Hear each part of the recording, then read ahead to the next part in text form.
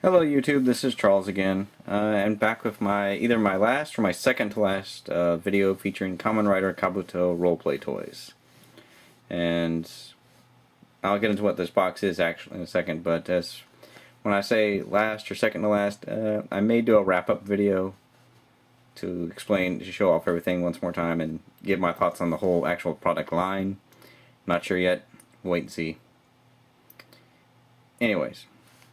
What we're going to talk about today is the Hopper Zecter from Kamen Rider Kabuto. And first we're going to look at the box, of course. As you can see, there's the big guy in front is Kick Hopper, and the guy over here in the back is Punch Hopper. And as for who these guys are, well, let's revisit probably the single, I guess you would say, unfulfilled storyline of Kamen Rider Kabuto. We're going back a ways to when Kabuto Tendo was collecting the Zecters so that he could ultimately, form this big, huge thing. And one of the discoveries he makes en route to collecting all the Zecters is that Yagruma, the former Kamen Rider of the Bee, former Zect flunky and executive, is no longer with the company and has instead become very, very emo, to the point where he's wearing stylish outfits with lots of leather and cowboy boots with big spurs, which he demonstrates on the pavement. And I'm just going to zoom in so you can see that way over here, Series 10. So this one actually came out before the Perfect Zecter, but never mind. Anyways, Yagruma has given up his perfect harmony nonsense and become pretty much batshit crazy, to the point where he's willing to attack the Sailus Worms and even Unco Worm, in his normal state, using only kicks. And if you pay attention at all to the Sledgehammer plot, you know what this means. Indeed, he reveals himself as the newest Kamen Rider Kick Hopper, when he summons the Kick Hopper Zecter, transforms, and kills all the Sailus Worms. He also then Rider kicks his former flunky subordinate buddy Kageyama, dehensioning him and giving the B Zecter to Tendo, and sending Kageyama off on a downward spiral where he tries to commit suicide by Zecter Trooper, as opposed to a cop. And then there's some more mind games, as Yagruma apparently takes a great deal of delight in screwing with his former subordinate and trying to get him to go to hell with him, which apparently means they eat the cheap dime store ramen noodles, I guess. And eventually, Kageyama attempts to carry out a high-profile assassination, fails, gets rescued by Yagruma, and then in the final scene of one of the episodes, transforms for the first time into Punch Hopper. And thereafter, we have the Hell sibling, not the Hell siblings, the Hell brothers, or the Hopper brothers, whatever you want to call them. And as ideas go, this actually isn't too bad, because as everyone knows, the first two Kamen Riders, and even the third, V3, are all grasshoppers. And having an evil pair of grasshopper riders isn't that, is actually a pretty cool idea. Sadly, like a lot of the later storylines in Kabuto, it disintegrates into mush, and they do a couple of cool things, like teaming up with Tsurugi, Kamen Rider Sasort, as Hell siblings. They even kill one of the boss worms with a combined Rider Punch and Rider Kick. And Yagruma himself is part of one of the only very few triple Rider kicks in Kamen Rider history, along with Kabuto and Gatak on the different variation of that boss worm. But by and large, the Hoppers, they had so much potential, especially after they assault and beat the shit out of Gatak and Kabuto, but they're just never really used correctly, and they just kind of suffer a slow death off screen. or in case a pretty sudden death on screen. Anyways, let's take a closer look at the box. You can see you can see the riders there. There's the Zecter itself, and of course, another picture of it. Series 10. There's the belt and the Zecter, the logo. You have. Let me see if I can zoom out. So kick hopper on this side and punch hopper on this side. So who says Bandai isn't about equality?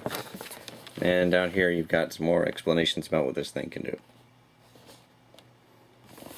And on the back, you've got more explanations.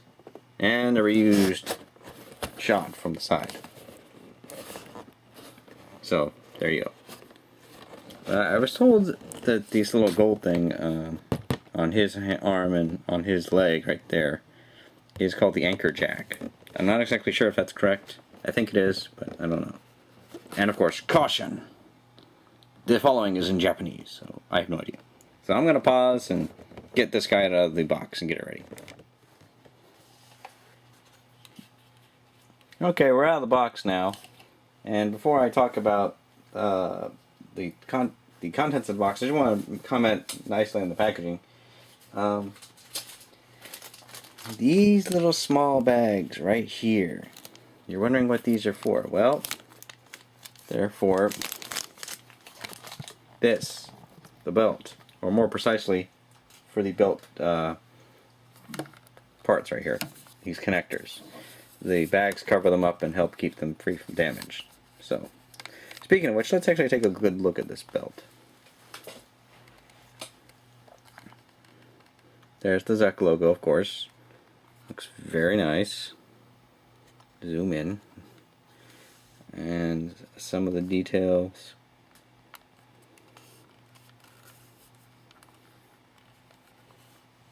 The familiar loop here.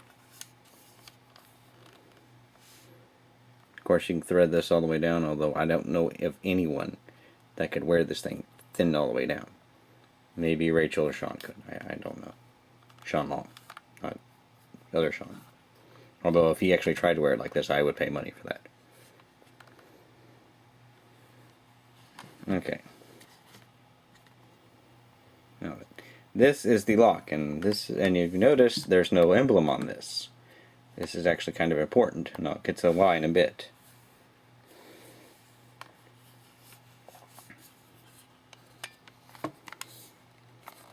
Okay, now on the flip side, we turn around and we look in the inside.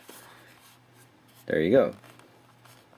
Two little knobs here, and two what looks like speakers or simulated speakers. I think those are simulated speakers. I don't know what else they would be. Just knobs, I guess. And of course, screw holes. Alright, now why am I talking about this separate from the actual Zecter? Well, the answer is kind of simple. Unlike, well, we'll use Gatak here because he's closer. If you can zoom in and look on the belt there, the belt obviously, of course, is the docking station for the Zecter. Zoom out. But if you look at another rider, like say Sassord here, and you zoom in, and you get a good look at his belt, that looks different. And in fact, when you turn around on the back and you look at the action pose, right there, it looks very familiar. Much like this. As it turns out, it does appear to be that the belt riders, which are like Kabuto and Gatak, and even Dark Kabuto, all in fact do use, you know, the belt. God, that sounded stupid. Whereas the non-belt using Zecter, the guys who have Zecters that do not attach to traditional matter, like the Bee, who uses a wrist bracelet, Drake, who has a gun, or Sassord, who has a sword, all use this kind of belt. And if you notice during the show, when they clock up, as opposed to hitting a button, they have like a slide on their belt. which they pulled back and forth to clock up. There is no slide included with this belt, which has made me kind of sad, but there you go. This belt, however, is used by the hoppers, and let's look at the hoppers themselves. The actual hopper Zecter, which is right here.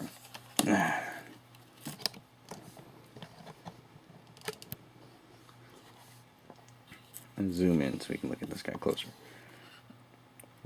In terms of personality characteristics, well, actually, let's just look at the details first.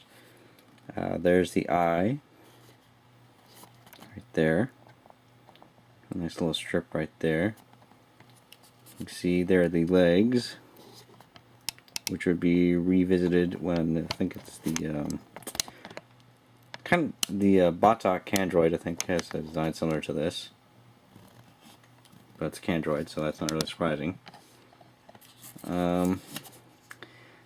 Big mystery red light in the middle. That's got the LED. And the legs actually have some decent detail, and it's not painted right here. See? And again right here.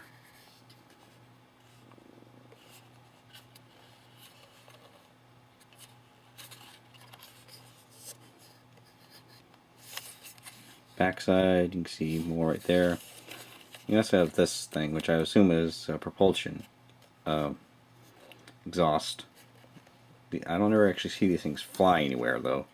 In the show, they just sort of jump, you know, hopper. And on the other side, oh, it's brown. That's interesting. There's the on-off switch, in case you're wondering. LED again. They actually do include the screw holes here and here, but the rest of them are kind of like hidden, like up in here inside. Eye is gray or white, depending on your color blindness, and the antenna, of course. And right down the middle, there's the speaker. And underneath, 2 AAA batteries, and we have, can we see it? Yes, we have a label here. Bandai 2000, made in China. Or 2006, there you go. So in case you're wondering, this was made in 2006. Now the hoppers, as I said, just kind of show up when they jump up and down until they're called. What's interesting is that apparently you have to be either insane to use them, or their activation makes you insane. I'm not really sure what to read into it from Kagami's father's comments, since he acknowledges that he's the one who gave the kick hopper Zecter to Yagruma. Maybe it's a little of both. But let's turn this guy on and see what kind of sounds he makes. And of course, to do that, we have to come back around over here, push the switch on. Oh, and we get a light show too. Now, just to be fair, I'm going to do this so you can see the light up on both sides.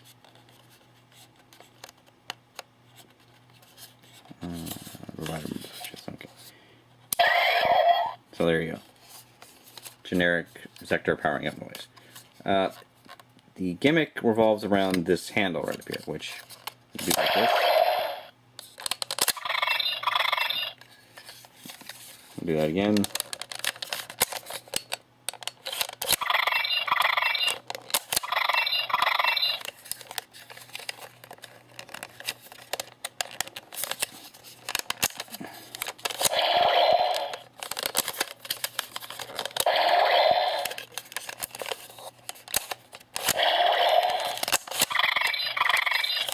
So there you go.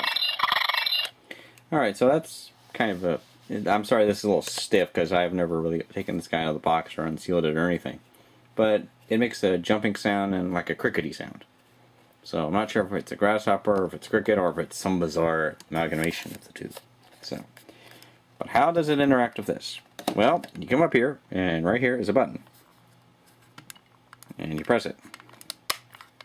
Well, okay, not that button. It's this button. And there you go. And ta-da! A loading bay, or an anchor bay, really. See, it looks kind of nice in there. Some tabs and such. And down here. Now to transform, you take your Zecter and you slide it in. as you can see, right there, it has kind of an oval shape, and you have an oval shaped port. That's important. Also as important is this guy does not, the hoppers do not have masked forms. They go straight into rider form. So when they transform, they say change blank hopper, not, you know, henshin masked form, and then when they cast off, you know, change whatever. They go right to the good stuff, which is strange because they don't have clock it mode using that. But anyways, to transform completely, you line it up and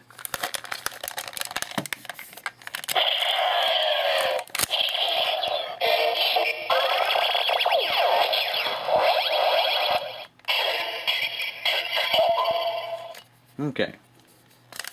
Let's see if I can get this thing. That's the release button. We're learning these things together. So one more time. Line up.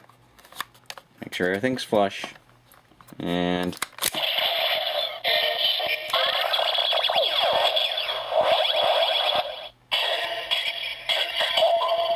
alright, so now you're officially Kick Hopper. Feel free to become very emo. And dress like one, I guess. So, now that you're a Kick Hopper, you probably want to kill somebody. I mean, who wouldn't, if you're a Kick Hopper? You want to do that, you have to use your Hisatsu attack, which is the Rider Jump and Rider Kick. The first step, of course, involves this.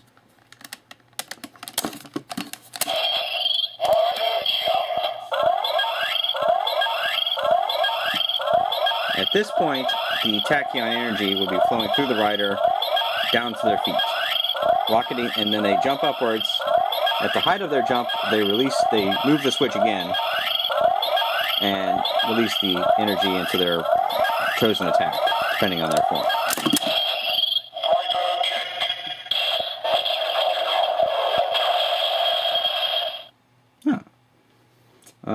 In Kick Hopper's case, of course, it's a bicycle kick, which basically is a kick with one of your legs tucked underneath you.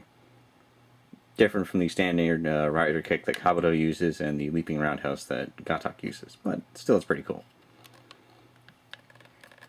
Unless you're Punch Hopper. But let's get to Punch Hopper now. To use Punch Hopper, you have to come down here and release the Zecter from his imprisonment. Then you take it. You put the belt down, of course. You take that Zecter and you turn him around. There you go. It's important stuff. And again, you make sure he's flush.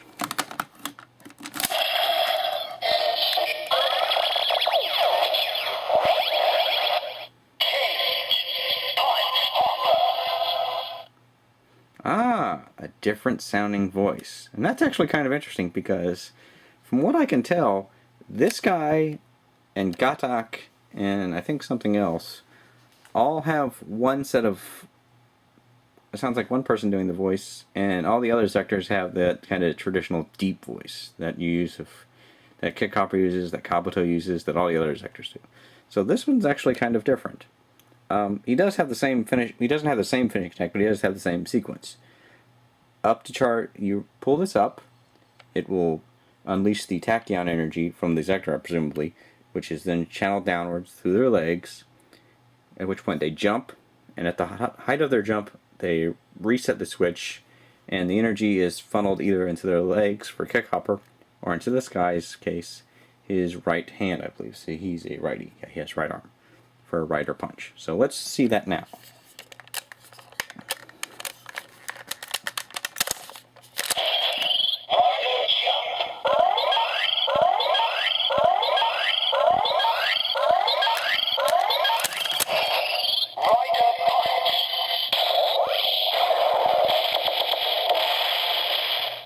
Alright, so you've been Rider punched and or Rider kicked.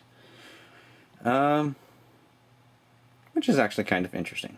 So, I'm going to release this guy here, so he's not, well actually I'm going to set him down. I do find it kind of interesting that, yeah, the bee in the end was pretty much, it was just a prop and part of the big shiny sword, but that they did enough with the two actors to give them two different sets of rider abilities.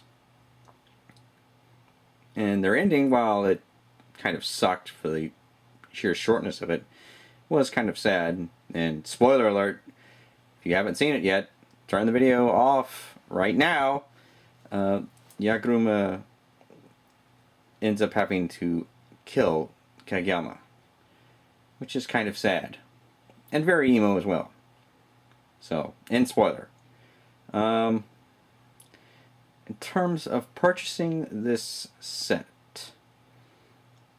honestly, I actually enjoyed this thing a little bit more than I enjoyed some of the other roleplay toys. It's not as convenient as, you know, say the Drake Grip, but you do get a little bit more variety, I guess, and having two riders in one is certainly a nice thing to do, especially considering most of the riders are just kind of appear for a few chunks and then disappear because of the suit actor requirements and everything. I can't say I'm really a big fan of the characters because they had very little and their storyline was kind of sucked. But overall, this set I would actually recommend picking up, and it's fairly cheap on eBay, or you may be able to find it somewhere else. So that's all I really have to say about that. Oh, and if you're wondering what this big imposing box on the back here is, well, Sean knows what it is, but it's only half. I'll have to wait for the other half to arrive. In the meantime, I will talk with y'all later.